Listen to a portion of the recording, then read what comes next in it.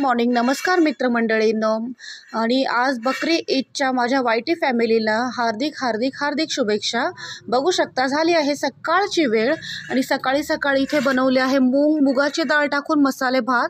Actually मूग डाळ खिचडी नाही म्हणू शकणार कारण मी असं एकदम लिक्विड असं बनवलेलं नाही आहे.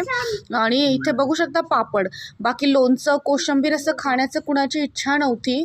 मग म्हटलं एकटी पुरतं कुठे करून घेणार ना, मग सगळ्यांना असंच हवं होतं नॉर्मल सिम्पल. मग मी असंच घेतलं आहे पापड आणि तो राईस, त्याला मसाले भातही म्हणू शकतो.